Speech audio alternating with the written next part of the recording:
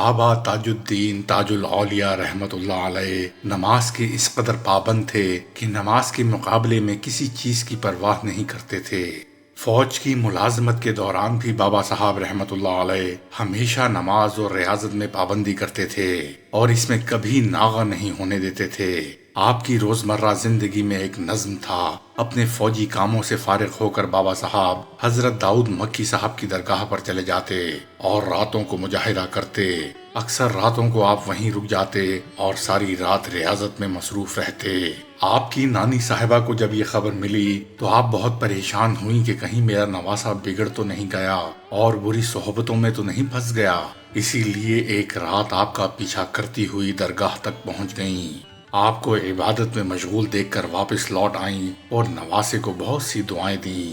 جب صبح کو حضور بابا صاحب رحمت اللہ علیہ درگاہ سے واپس آئے تو نانی صاحبہ نے ناشتے کے لیے کہا تو اپنے ہاتھ کے پتھر دکھا کر کہا، نانی اماں، میں تو یہ لڈو پیڑے کھاتا ہوں، آپ میرے لیے ناشتے کی فکر نہ کریں۔ اس طرح جب تک آپ ساگر میں مقیم رہے، آپ معمول کے مطابق حضرت داؤد مکی صاحب رحمت اللہ علیہ کی درگاہ میں جاتے رہے اور عبادت و ریاضت میں مصروف رہے۔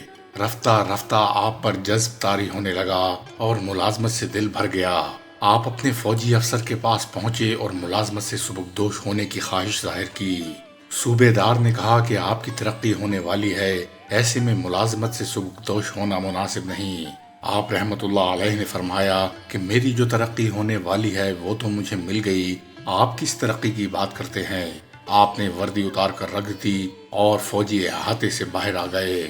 اس وقت آپ کے جسم پر ٹاٹ کا جبہ تھا۔ فوجی افسر نے سمجھا یہ پاگل ہو گئے ہیں، اس لیے اس نے سب کو خبر دے دی۔ آپ کے ماموں عبد الرحمن کے سسر ظہور بیگ اسی پلاٹون میں تھے۔ انہوں نے آپ کی نانی صاحبہ کو فوراً کامٹی میں اطلاع بھجوائی اور ممتا کی ماری نانی فوراً دوڑی چلی آئیں۔ نانی صاحبہ نے ساگر میں آ کر نواسے کو جس حال میں دیکھا اس سے انہیں بہت تکلیف پہنچی۔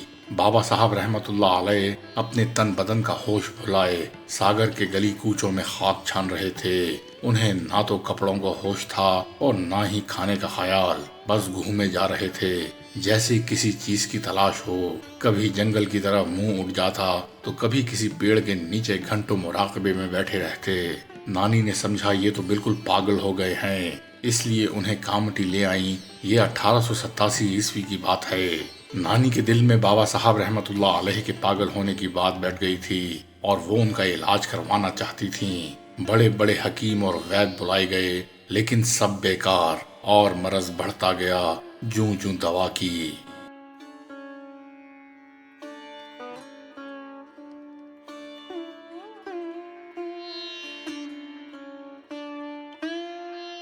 علاج کے بعد تعویذ گنڈے بھلا اس عاشق کا کیا علاج کر سکتے تھے جس نے یہ روگ خود لگایا تھا؟ اب وہ معمولی انسان نہیں رہے تھے جس پر دواؤں یا دعاؤں کا اثر ہوتا۔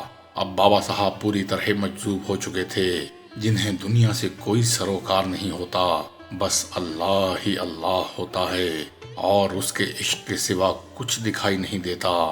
اس طرح بابا صاحب اکثر بھوکے پیاسے کبھی دھوپ میں کھڑے رہتے اور کبھی گلی کوچوں میں گھومتے دکھائی دیتے۔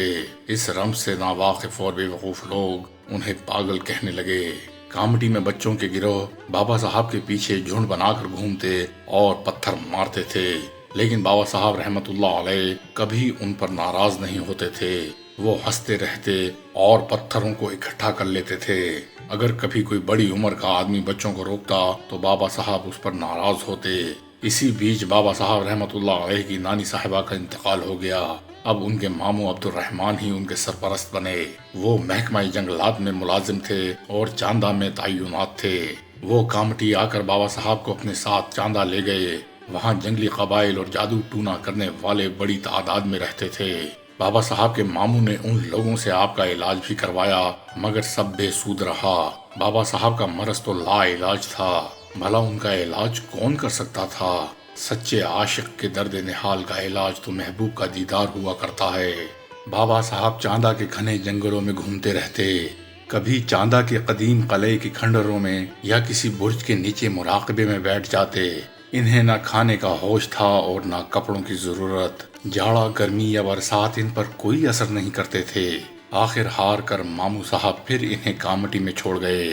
اب کامٹی میں کوئی بھی ان کی دیکھ بھال کرنے والا نہیں تھا، اس لیے بابا صاحب سڑکوں پر آزاد گھومتے تھے اور کبھی کسی کھنڈر میں پڑے رہتے۔ کئی دن تک کھانا نہیں کھاتے تھے۔ اگر کسی نے کھانے کے لیے کچھ دے دیا تو کتوں کو کھلا دیتے تھے۔ تن پر کوئی کپڑا نہ ہوتا، بالکل برہنہ رہتے۔ اسی حالت میں 4 سال گزر گئے۔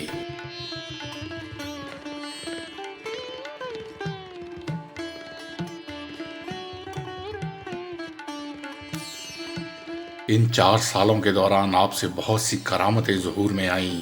لوگوں میں یقین بیٹھ گیا کہ آپ ولی ہیں۔ ایک دن آپ بازار سے گزر رہے تھے کہ راستے میں ایک سونار کا مکان پڑا۔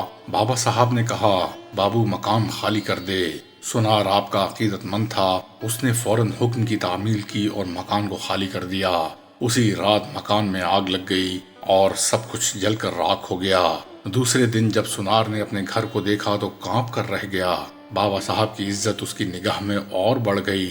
بے ساختہ اس کی آنکھوں سے آنسو جاری ہو گئے اور وہ بابا صاحب کی تلاش میں نکل کھڑا ہوا۔ ڈھونڈتے ڈھونڈتے ایک پلیا کے نیچے بابا صاحب کو پا لیا اور دوڑ کر قدموں میں گر پڑا۔ بابا صاحب نے اسے اور اس کے خاندان کو آفت ناگہانی سے بچا لیا تھا۔ اب تو بابا صاحب کی شہرت دور دور تک پھیل گئی اور سینکڑوں ضرورت مند بابا صاحب کے پاس آنے لگے۔ ایک جم غفیر ہر وقت آپ کو گھیرے رہتا تھا۔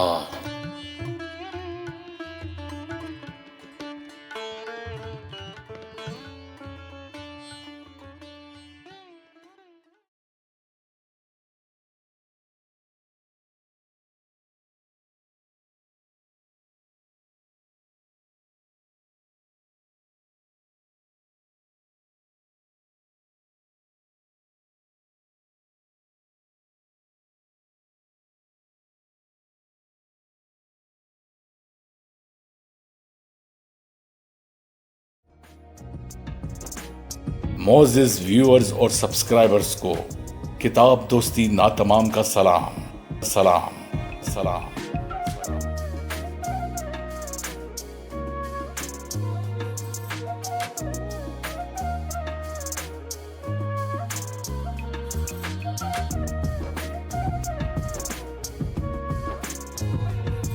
آپ سے گزارش ہے، برائے مہربانی میرے دوسرے چینل ورلڈز انفارمیشن انسائکلوپیڈیا کو سبسکرائب کیجیے، جس کا لنک ڈسکرپشن میں موجود ہے۔